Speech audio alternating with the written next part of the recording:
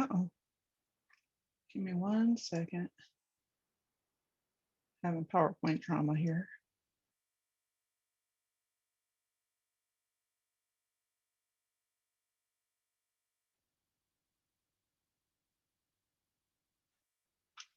PowerPoint slideshow. Okay, we should be good. All right. And if I've done this well, I'm trying to see who I can see. I'm assuming that you see my PowerPoint and not the notes page. Yes? That's correct. Thank you, James, because I can't see any faces. Appreciate it. All right. So starting with announcements really quickly. So if you're graduating by August 31st of this year, I actually think there are a couple of people that you will be completing your program. Congrats for anyone who's defended. I know at least one person has. Please email me, let me know, because right now I think I only know of a couple of people, but for our records, I think it's important that I know who from this cohort is graduating. And I also will be in touch with those that are graduating about navigating transitions. And that'll make sense when I send that to you as well. So the Teach Out CFA or call for applications has gone out. You may have seen that. I believe it went out either yesterday or maybe on Friday, but it's gone out. So I hope that there's some interest and some buzz there. If you have any questions, again, you can always reach out to me. You can reach out to Keisha or to Shannon as well. And then this Thursday, we have our second part of Leading in Contentious Times, where we're doing a case study approach. So we'll take a look at the case, which is already included with the email, the original email, and then we'll hear from the leader themselves. And this one is really interesting because bipolar disorder is a part of their identity and even a part of their leadership identity. And I think it'll be interesting to hear how they frame that and how they navigate leadership challenges from that space. So I look forward to that. If you haven't registered, the registration is really so that we can let guests know how many people to expect and if they will have an audience at all. But if you would still like to attend while the registration is closed, you can still email me because there's always space, it's virtual. So you can always email me and I'll make sure to add you to the list and send you the Zoom link. So let me know. I know that another opportunity went out from CCLN. It sounded like it was a really interesting creative opportunity that Christopher and Raven, I saw their names there as being part of that initiative. So I encourage you to look into that. And then just gentle reminders that the leadership plan is due on June 30th, which is coming up. Believe it or not, our last class is next month and we'll be hearing from a few alumni and just wrapping up. Don't wait till the last minute to complete your plan, but it's coming. And then our narratives will take place over 3 days. During Summer Institute, I am waiting on us as the MPC to finalize the times so that you all can sign up for your slots. Once I have those, I will send out the sheet, hopefully by the next class, but we'll have 13 people a day to share their narratives so that we don't have long Zoom experiences where it takes 8 to 10 hours, but 13 people a day tends to go pretty quickly. And I think it'll be really enjoyable and help build a sense of community as well as confidence as well. So I look forward to it. So those are the announcements for now. If anyone has any questions, I can pause here for a minute. And let me see if Holly is here. I'm actually going to hit stop share for a second. And I do not see her. She may be having internet trouble. So what I may do, we're going to make it work. That's what we're going to do. All right. So tonight, our topic, I'm going to turn back the PowerPoint in 1 second. Our topic is leadership styles, but I had a question. And it is, how many people have ever just discussed their leadership style in a very casual way? Have you ever had conversations where you're like, you know what, here's my leadership style? Is there anybody here who's had that discussion?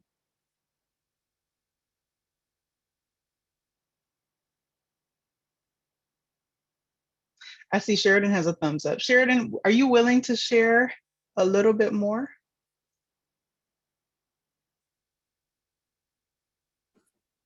I mean, I think this normally comes up, or like when I worked at HHS, this would come up as part of like your leadership development plan. So you had to kind of map that out. And that was always a topic of conversation with my branch chief at the time, and some of the other leadership about, what's your leadership style? How do you want to exercise and strengthen those skills? How do you want to build on them with different experiences that are available, through the different processes that unfolded. And then obviously, and then also it came up occasionally in like my prior life as working with the Residence Life program, where like Strength Finders is like a big professional development tool. So that makes sense. Thank you for sharing that. Yes. So yours was tied to, sounds like your positions, either working either in residence life or working in a professional position. Christy, I see that yours is, you said as part of your MSW program. I was in a community practice and leadership track. That makes sense. I thought I saw Serene's thumb. Serene, was there anything you wanted to add? No, that was earlier. Sorry. Oh, I apologize. Sorry. No, it's okay. No, forgive me. And I could have been wrong. So my point is, I asked this question because in reflecting on leadership styles, my experience is that it's usually for a performative reason. I'm usually sharing about my leadership style to prove that I'm worthy of a position or to prove that I'm the best fit. There's usually a competitive element there, or I'm being evaluated for my performance. And I think it's difficult to only think about my leadership style from that one way, because I tend to clam up, in all honesty. It makes me want to think, I need to find the right words so that whomever I'm sharing this with will resonate with me. I need to find the right words so that they find that I'm a good fit for the position. And I think it's also important to be prepared for interviews and for, every time we're being evaluated. But what would it be like to think about our leadership styles in a way that is more about an internal sense of knowing, about who we are naturally, who we are from within, and then developing a language that is outward after I start to settle with who I am? What do I do naturally, right? Going back to those values, your skills, your strengths, and all that. But thinking about your styles, not in a way of performing, but in a way of being. And so I just put that out there for you to, as we're analyzing or starting to think about some of the styles that we'll talk about tonight, to not have to copy behaviors, because that's not what this is about. This type of leadership that we are hoping to nurture within you is not about behavior, but it's about moving from the inward to the outward. So we want to take the performance vein off of this, and you'll see some styles that you may resonate with deeply, and you may see some that you're like, absolutely not, but you recognize that they may be active in certain spheres that you have to work in, or spheres where you study. So I just want to take the brakes off and allow you to think about leadership styles from a more innate way rather than a performance-based way of thinking. So, all right. Thank you for your responses, and I see it in the chat as well. Yes. All right, here we go.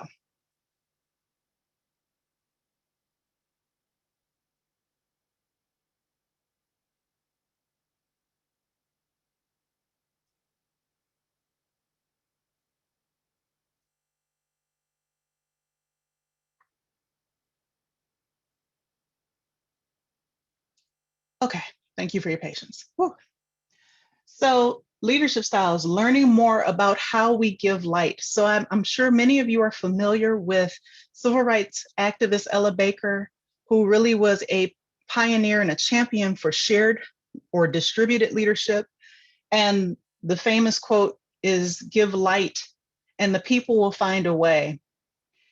She also believed that people who were, as she called it, under the heels of oppression should be the ones leading and entering and engaging and catalyzing, that people under the heels of oppression are actually best equipped to show up in a way that brings about change. And so as I've been reading more about her story and thinking about her approach to leadership, I've been thinking about light, as she calls it, and how your leadership style is really about the ways that you give light. How do you give light to the issues that you're passionate about? How do you give light to the policy changes that you hope to see happen? That's what your leadership style is about. Understand that leadership is not one thing. It's not just a solid, inactive thing, but an ongoing process, and that it's not fixed at all. It moves within groups of people. And that to be effective, it has to include other. You'll see some styles tonight where other may not be as highly regarded. And I want you to think about how effective that is or is not.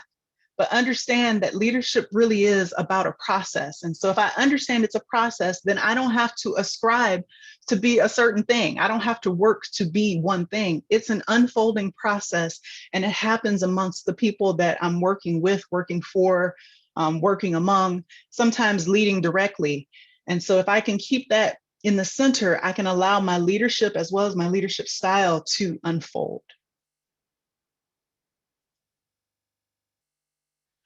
So a simple definition for leadership styles is just the process by which a goal is attained. What is the process, or what are the processes that you will use to achieve your visions, to attain the goals that you have?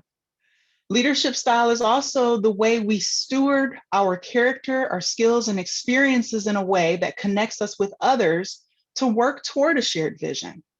Imagine that you have the opportunity to steward what is precious, what you have that is unique to you, and you can steward it in a way that moves other people toward a goal towards health equity, right? Leadership styles are not about one particular style, but it's typically plural, because we have to adapt to the various environments in which we work, live, play, move, and connect. So understand that the goal here tonight is not to find one leadership style per se, but to understand that there are multiple leadership styles, and it's not even limited to anything that I'll fully share tonight, that you can create your own style. And so maybe the reflection question here is, by what means do I influence to create collaboration to pursue a common goal? And my influence can be constructive or destructive, and we'll talk a little bit about that in a moment. And your leadership style has the potential to provide the kind of light that contributes to transformation. What does that look like for you? Should be a period, not a question mark. And how do you give this light? From a social constructionist view, this is about seeing how all these different elements come together to influence how you relate. So when you think about your leadership style, it has to do with understanding how you communicate. How do you prefer to give communication? How do you prefer to receive communication? What are your preferences there? And how do you make it known to other people how you prefer to communicate? How is someone supposed to know that, right? Relational or task orientation. Are you more interested in accomplishing the task? Or is it about building the relationships along the way? Or is it a little bit of both? The unconscious processes. So we are all people, right? That means that everything that I carry within my story, when I show up in a room, whether I realize it or not, it comes with me. And so there are unconscious processes that go on as I am connecting and leading and working with other people. And all of us carry that. We never know what's happening in someone's background. There's the environment that we're in. What's your environment like where you are going to school right now, where you're finishing up? How would you describe the leadership styles in the environment? Is the environment very rigid? Is it hierarchical, right? Because depending on how the environment is, that's going to shape how your leadership style also comes out. What's the situation or the problem to be solved? Many people base their leadership styles on the issue themselves. I just want X, Y, and Z to stop. I just want to fix X, Y, and Z problem.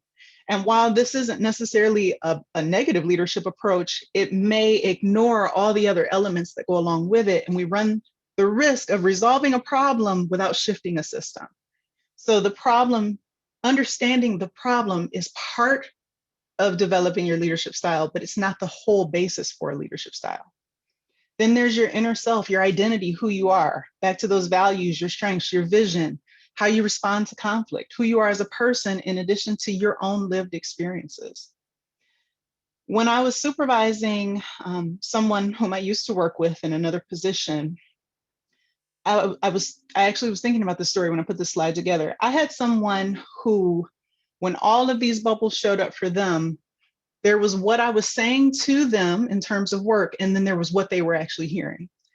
If I had to describe my style, I would say that I have more of a coaching leadership style. I love to ask questions. I love to work collaboratively toward a solution, and I love to help people come to their solutions rather than telling the person, do X, Y, and Z, here's the answer, do what I say. I would rather work together as a team to figure out what does an answer look like together and who's responsible for what. And I remember in my first few meetings with this person, when I would ask what I thought were very creative questions from a coaching perspective, they would clam up and they wouldn't respond, wouldn't answer the questions. And one day I just said, could you tell me more about what's going on? And they said, I'm just worried that I won't know the answer. And that's because I came to understand that in their lived experiences, they had been so conditioned that if you didn't know an answer, that you were incompetent. And so her fear was that she would look incompetent to me, her supervisor, if she didn't know the answer. And it took trust and it took time and a lot of patience for her to realize, oh, wait, this supervisor is not trying to make me feel incompetent. We're actually working together. But it took time. That was not instant. And that's because all of these bubbles, all of her bubbles looked completely different to how I approached our tasks together. So I couldn't just put my style on top of how she saw the world and expect her to naturally just say, oh, yes, I fully support a coaching style of leadership when she had never worked under that type of style of leadership. So it took time. So understand that all of us, the way we relate to one another, that we're carrying so much with us, and all of that influences how we communicate our leadership styles. When it comes to effectiveness, similar to what I was just sharing, the elements of my style have to resonate with my team members or followers, if you're using that language. Where they don't resonate, where the elements of your style don't resonate, then you run the risk, or I ran the risk, of being ineffective in the job. To the extent that she refused to answer questions, we actually could not get tasks done together. So I had to address whatever that issue was, right? So effectiveness has to do with resonating with other. It's not good enough for me to just say, well, this is just my style and she needs to get over it. I had to meet her where she was. And the elements of leadership styles include how I communicate, what my vision was for the job, how I viewed relationships, how I viewed the tasks, and my definition of success. Some general categories for leadership styles have to do, you've probably heard this maybe in classical management or classical leadership courses, right? About authoritative leadership and democratic. So authoritative is do what I say, right? I said it, here's the goal. I'll tell you what to do and you do it. Democratic is more about letting people be involved in the process of leading together. And then laissez-faire is more about, I would say it's unleadership. It's just not leading at all. Whatever happens, happens, right? And then there are leadership styles that are relational or task-oriented. And we'll look a little bit at that in a moment as well. So I mentioned that leadership styles can be constructive or destructive. So constructive leadership focuses both on the vision and the mission, and thinking about team welfare as well, right? So constructive leadership builds up. It's very relational. It's hoping to influence, persuade, to invite commitment. Destructive leadership, which you may be familiar with. I think everyone might have at least one story where they can say, yeah, somebody in my story had a leadership style, but I would consider it quite destructive. It tends to be very undermining, typically more self-serving than for a larger cause. It may sabotage the goals, sabotages tasks and resources and effectiveness. It's unconcerned for the well-being or the satisfaction of team members, frankly. This type of style is more about dominance, coercion, and manipulation. And so as you're thinking about what it means to construct or destruct, how do you want to show up in your style? And can you think of instances or various leadership styles that you've encountered that might fall into these categories where you had someone who was really constructive in the way that they led or really destructive. Holly, are you there? It looks like I Yes, don't. I'm here, Jessica. I'm here. I just need you to make me co-host. Oh, okay. So what we're gonna do, so you haven't done the group yet? No, my electricity went out, so I'm on a hotspot right now. So I just couldn't do it till I got you. me. Yeah. All right, here's what we're gonna do. We're gonna have to improvise. We're gonna have to improvise a little bit, only for it'll make it a little easier for time. Here's what we're going to do. And it also means that I guess this is probably gonna test people's communication skills, but I think you can chat in Miro. What we're gonna do is we're going to take a look at several leadership styles. Actually, there are 24 of them. And what I'm gonna have you do in groups, or in your groups rather, is that you're going to match the leadership style to the definition. And so let me hit share screen again. I'll show you what it looks like in my world. So here you may have, for example, there's autocratic leadership there. And I might look over here and see which one this matches. And I would encourage you to do this together because many of them actually sound quite alike. There is an answer key, but I have it hidden until the end of the exercise. And what we can do is, initially we're going to group you by your coach, but with our technical difficulties, it may be a little bit easier for you to work separately, meaning that you'll be able to work with your groups. I'm going to share the group links, but you may have to communicate either in the chat here or in Miro, because I think you can chat in Miro. But we'll give you about 15 minutes to do so. Let me cut and paste the links. Give me 5 seconds here. And we'll do that instead of breakout rooms because we weren't able to do them ahead of time. Our TA is currently taking classes. So here are the individual group links. So you would click on whomever your coach is, that's your group link, and see if you can work together to match. And let me see if you can, you should be able to chat on here, but I remember someone saying that there was an issue. Hold on.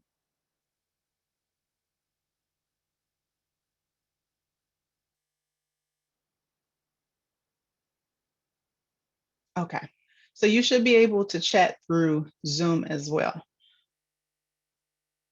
And what I'm gonna do is just give you, it's 4:25, let's see where we are.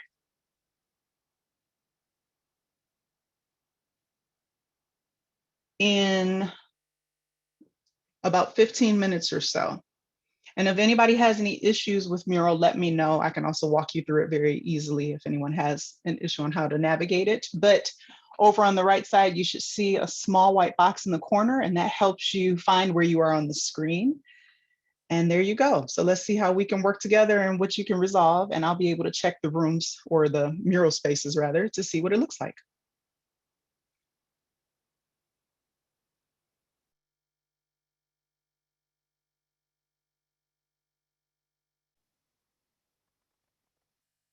Okay, and then share screen.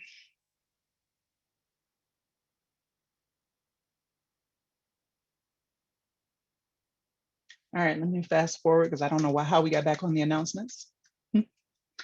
Okay, so thank you for engaging with the leadership style matching. And for those who were not here tonight and you're listening to the recording, this will make sense when I send the instructions for the makeup work.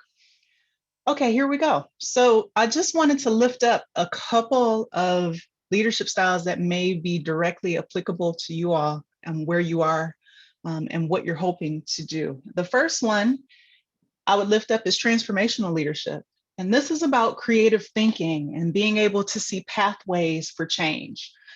This person is able to see possibilities where other people are like, all I see are barriers, right? It's not that the barriers don't exist, it's that transformational leaders are like, you know what, yes, there are barriers, but what is possible to transform? How can I mold it, shape it? How can I rally the troops so that we can do something different?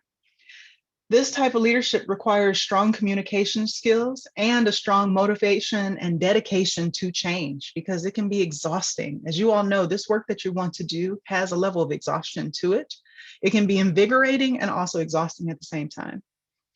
I wanted to insert here the formula for change. I don't know if people are familiar with it, but where dissatisfaction for the status quo multiplied by the vision, a vision for what could be, multiplied by first real steps forward, no matter how big or small they are. Whenever all of that is greater than resistance, then you start to move toward change. And in your work, I think that many of you are probably highly aware of the resistance. You're already aware of what resists your ideas, your plans, your research that leans towards health equity, towards changes in policy. You're aware of the resistance. And this formula just is a way to think about how can we overcome that resistance with these other elements here? And how do we multiply through your network? How are you able to multiply the D, the V, and the F to overcome the R? Ella Baker's catalytic leadership, her approach to leadership talked about overcoming this resistance. And I would say that she would be a transformational leader. She talked about 3 commitments that are really important for change, and that's commitment to community power, commitment to group-centered leadership, and commitment to exposing workings of structural power. Transformational leadership also requires a high degree of emotional intelligence, because we have to be able to relate well to others and to self. Transformation often brings anxiety. People want things to change, but change means unknown, and unknown means anxious, right? So it takes someone who's aware of other people's anxieties in order to respond to them, especially as a leader. So this person also needs the confidence to brace for the resistance and being open to learning what you don't know. You may have a vision for transformation, but there's always something that we still don't know. There's a lot of humility that comes with transformation that I don't know if it's always discussed, but it's required. And then servant leadership. In servant leadership, people are the goal. People are the heart of leading. People are the reason why one leads. Servant leadership is about human development. It's about facilitation over domination. So not telling everyone what to do and I need to be superior, but really facilitating change together. It's about guiding and encouraging. It's difficult in goals-oriented systems because there may be a clash, right? As a servant leader, and this is what I was saying in the last position I had several years ago, that in working with someone who did not believe in servant leadership, everything was about task, everything was about goal, and everything was about success in terms of the numbers. And like I said, it was extremely exhausting because the people whom this person worked with, none of us were nurtured. We were just struggling. We were just trying to meet all the requirements for the task. And so it just wasn't, we had high turnover, I'll put it that way. But that person, as I said, my former boss, had a measure of success and in our institution was touted as extremely successful. So their version of leadership worked in terms of the numbers, but in terms of the people, they had a hard time keeping people because they didn't invest in them. So this type of leadership doesn't work well with rigid and hierarchical structures. You might find some resistance, but I think that you can still do culture change from the inside and out if you're willing to endure. And maybe there comes a time where you're like, you know what, it's too much, done what I could, it's time to go. And there might be other times where you're like, you know what, this is my space. I'm going to keep cultivating the ground and I'm going to show them what it looks like to be a servant leader, regardless of the resistance. Humility here can sometimes be perceived as weakness, especially when hierarchy is a big deal.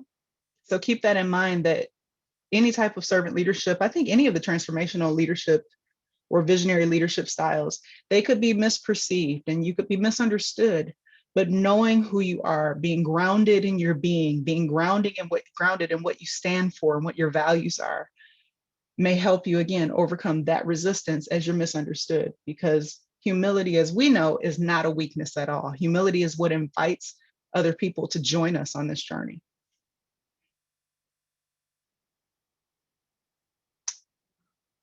All right. I'm gonna hit this button here. It's actually 5:08. Are there any questions about the leadership styles?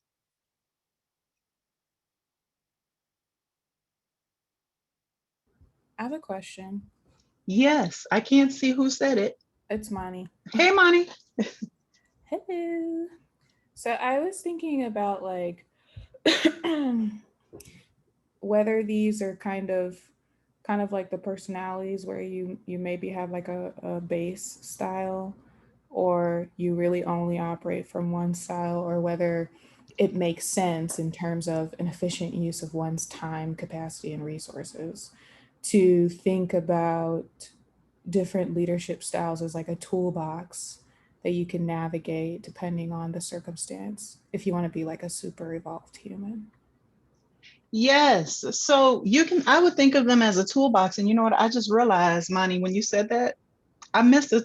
I missed the whole slide. Hold on. I'm having a night, y'all. I'm having a night. Thank you for your patience. You're doing great. You're doing great. Because thank you. This might actually answer your question. I'm not going to put it in full PowerPoint mode, but I'm going to show you, and I'll be sure to post this. So Monty, to answer your question, don't worry. You don't need one base style. I would say that.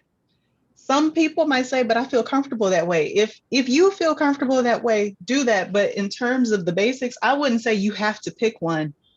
What I would say is know who you are and communicate that. And I think a style might surface or start to rise to the top. So for example, what I'm showing here is how do you start to uncover leadership styles? On the left side, these are questions that I would tell you if you were on an interview or you were evaluating your environment, use the questions on the left to see just what you notice. The questions on the right are about you. So instead of even looking at that list of 39 or 24 or whatever it is, leadership styles that we just looked at, Monty, it might be helpful to start with you. How do you give out information? Are you someone who barks out orders? There are people that do that. That's how they talk. I just give out orders. It rolls off my tongue. I don't mean it in a negative way. That's just how I talk, right?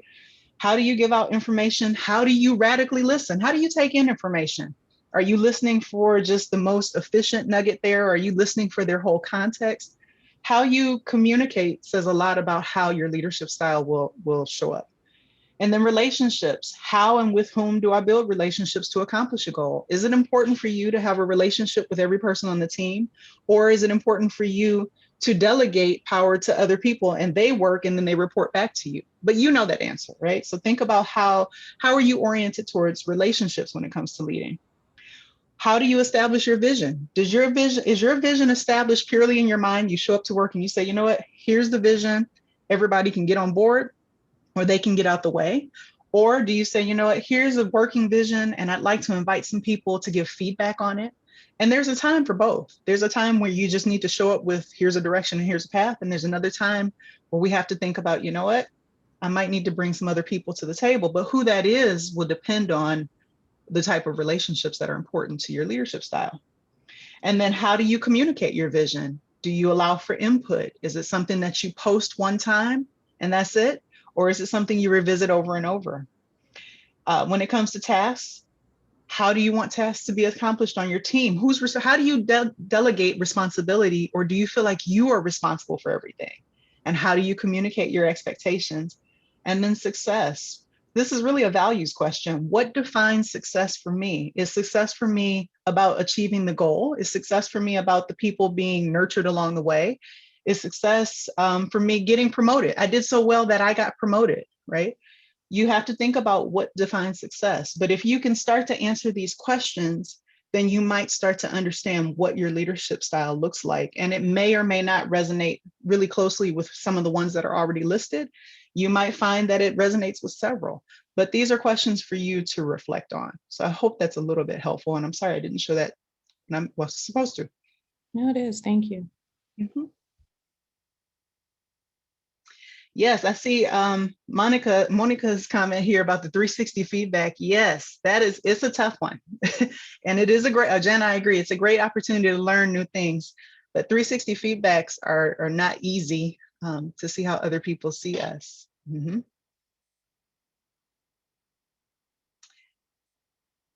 Any other questions or thoughts?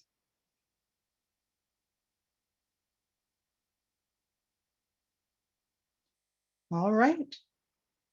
Well, we will end now. I think it's actually 5:15 in real life. One of my clocks is slow. Thank you for participating and thank you for all your patience tonight. I see the thunderstorm rolling in over here, but thank you for all your patience with everything and for just showing up. I know these are hard times. It's a rough and long season. Please know that we see you and we hear you. My door is open if you need anything, and I look forward to our last class in June. So have a great one. Have a good night.